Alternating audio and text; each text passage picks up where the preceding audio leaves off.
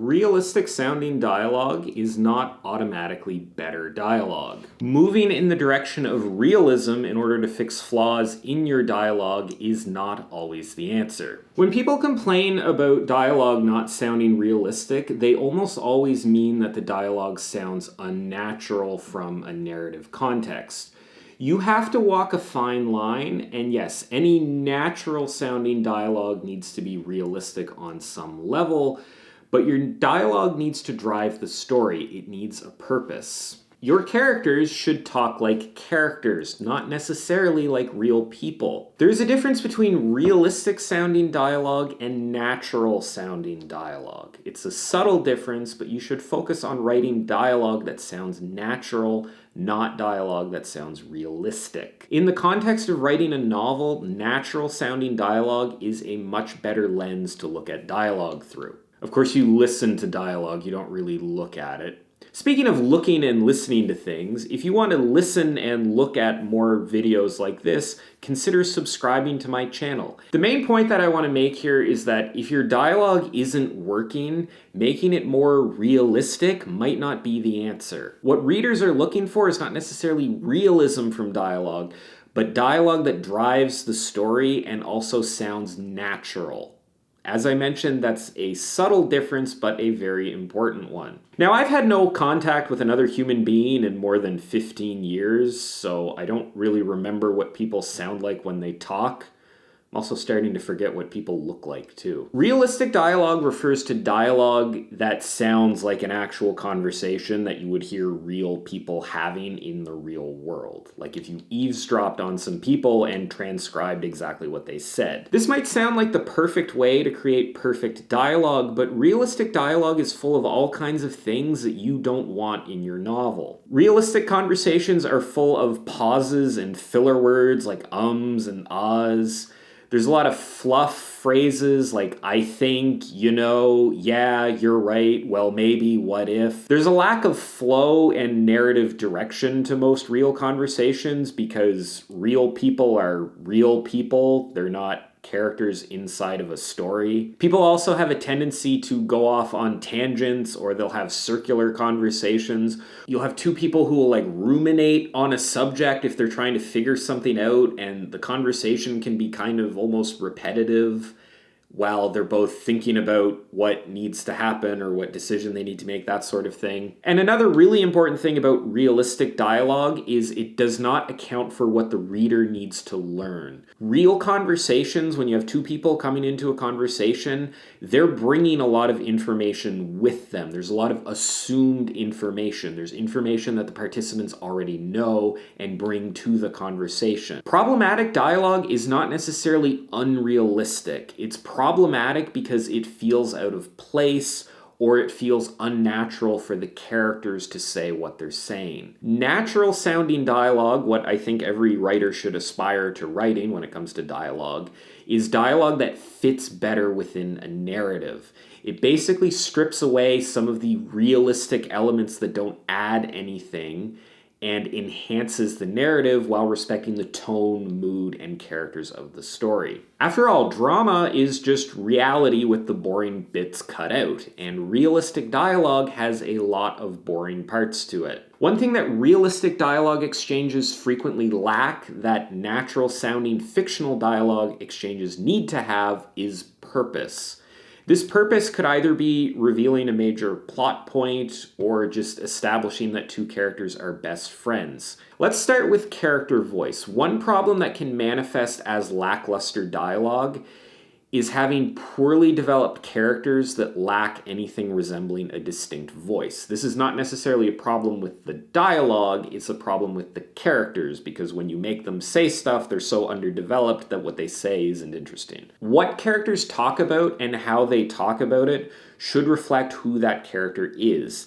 In an ideal world, any line of dialogue should be linkable to a character without any form of direct attribution.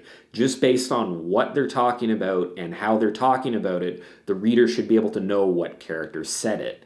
This is impossible to do all of the time, but it's something to really strive for. Moving in that direction will help with both your dialogue and the development of your characters.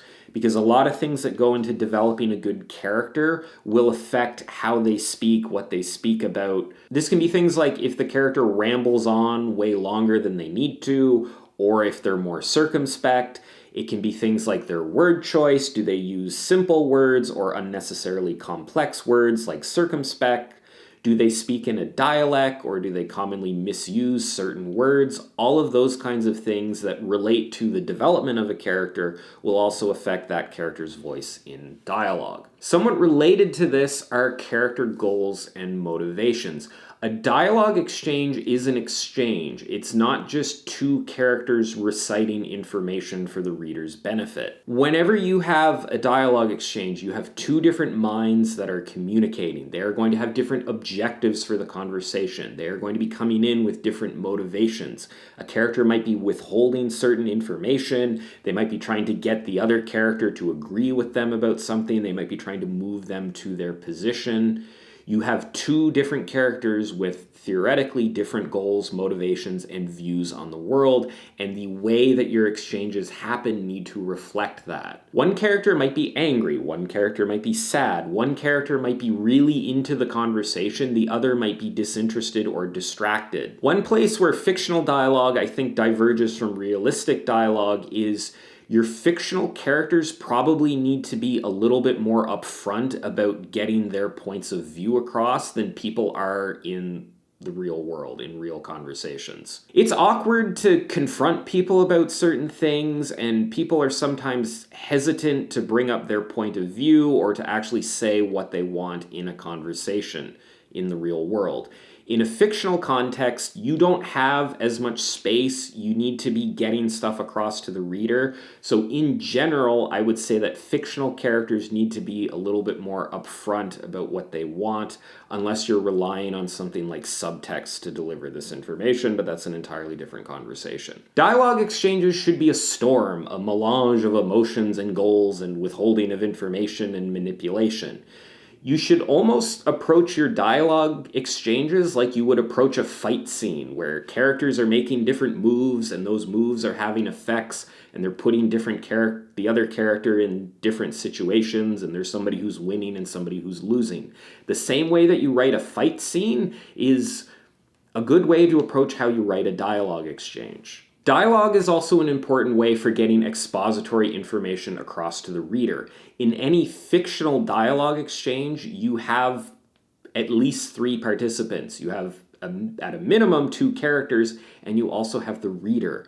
That third participant is a really important participant, and you need to get information across to them. Dumping an explanation for something in the setting or in the world into just straight narrative is generally a bad idea, and it's more effective to hide that information in a dialogue exchange. You have to be careful with this, but when leveraged correctly, dialogue will be a major help in getting your exposition across. Fictional dialogue exchanges are probably more geared towards exposition than realistic exchanges. In real life, people don't discuss things they already know. Conversations kind of start further ahead and usually would confuse the reader if they're presented this way. Just remember that in a dialogue exchange, you're not just getting information exchanged between the 2 characters, you also have to get information to the reader.